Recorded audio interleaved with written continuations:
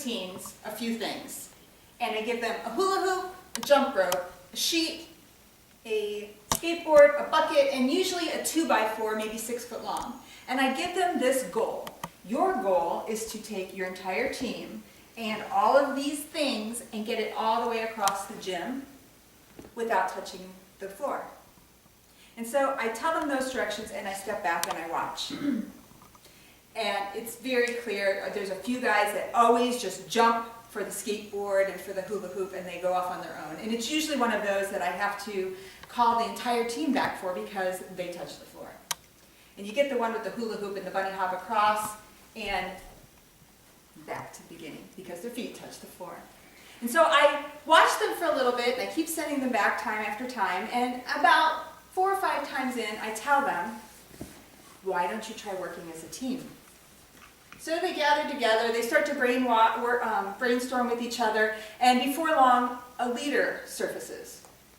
And that's usually the turning point. When somebody becomes the leader, the rest of the group, the team, will work together and follow.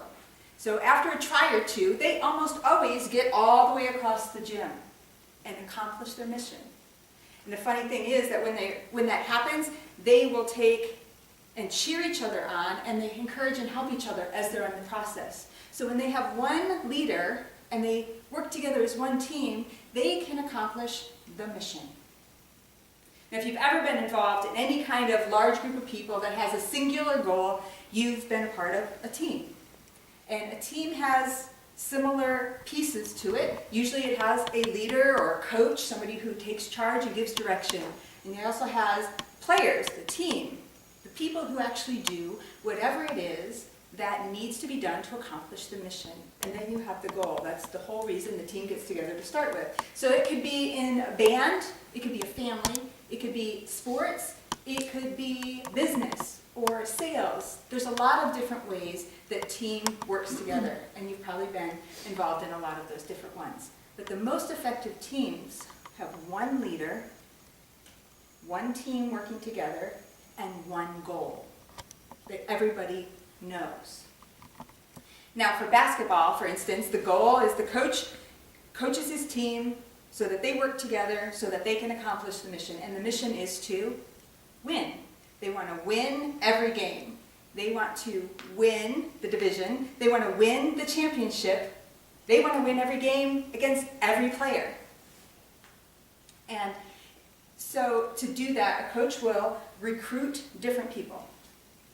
And when they recruit different people, he or she will look for the people, not necessarily that have the most skill, but they look for the people that have potential, that they can see in them that they can accomplish the goal of what in their role on the team so that the entire team can succeed. Take Shaquille O'Neal and Kobe Bryant, for instance. Now, they played on the Lakers together, and Shaquille O'Neal was known for bad-mouthing his teammates and his coach and the general manager. But he would say of Kobe that Kobe was a ball hog. And he was right, because most people would know that Kobe didn't like to pass the ball off. He would much rather just take the shot himself. Which is funny, that what happened when you have these two star players is they didn't function as a team. And the Lakers had to do something about it. And they traded off Shaquille and were left with Kobe and a mediocre few seasons. They had a coach, but they also had two star players who tried to do their own thing. So there was no one leader. They didn't have a unified team, and they weren't accomplishing one goal. Let me tell you one more story. In the book of Mark, there's a coach who recruits a team. Yeah, Jesus is recruiting his team of disciples. And while he's recruiting, he tells them, we have a mission. Our mission is to preach the good news that the kingdom of God is near, and it is for all people. Pretty good. So Jesus, again, he's one of those coaches that doesn't go for the polished, expected players. He goes for those who others might overlook, but he sees potential in them. And so he takes his team, he takes his players, and he coaches them mostly through example. He'll be the example of what he's trying to show them. And he does this in many different places, in many different ways, and he teaches and he heals, but all the things that he does shows them how to accomplish the mission. One Lord, one team, one mission. That's how he functions, and that's how he's trying to teach them. So, as he's starting to stretch his players by building up their skills and building up their faith, he reminds them of a few things like fundamentals. The fundamentals are the base. The fundamentals are what we need to stay focused on. And it was around that time that he takes a couple of the starting roster to go off. He goes off and does some extra training with them and leaves the others behind. Well, while he's gone, those others kind of foul out. And when Jesus gets back and sees that they forgot the fundamentals, he starts to share with them, you couldn't get that demon out. You couldn't cast out that demon because you forgot that these come out by prayer. They had gotten a little bit of pride in them. They thought they could just do it. They didn't need to do the fundamentals. And if you've ever been if you've ever watched professional sports, when they practice, they go through the drills of fundamentals. If you know any professional or highly esteemed musicians, you know they practice their scales, their fundamentals. They know that that is the base. And any player who says, I no longer need the fundamentals, is one that's going to drop from the top because pride gets in. And it's the pride that creates division because of jealousy and dysfunction amongst the team.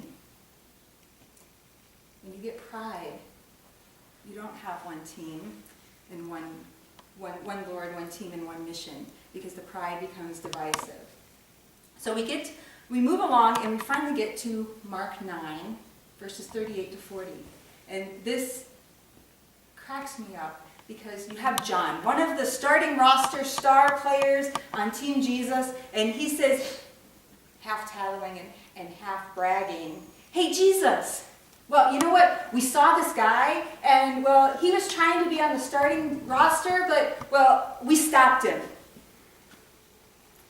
But don't worry, we told him he can't play. He's not on that roster. And I just can only imagine what Jesus was thinking when he's hearing one of his most coached players say that. And Jesus says basically to him, anyone who has faith in me can be on my team and can play on the starting roster. He said, don't stop them. And then he gets after them. He actually schools his disciples because they have all this pride, and their pride created jealousy. They didn't like that other guy doing what he was doing because they thought, that's my role. And Jesus tells them, unity, one team can't happen when there's jealousy and when there is pride. And so Jesus reminds them, anyone who has faith in me, anyone who wants to serve in my name can play and start on my team. Get over yourselves. Because for the kingdom of God to exist on this earth, you have to have one Lord and one team and one mission and work towards that together. Now, whether it's the kids or the basketball or Jesus and his example with the disciples, they all had issues. When you get people together, you have issues. But the best teams work together as teammates. They don't have a group of individuals. They're willing to follow a leader and to submit so that the whole entire team can accomplish the goal. So, I think, what if? What if you and I are like the disciples? What if you and I don't look to Jesus as the leader and Lord of our life? What if we decided that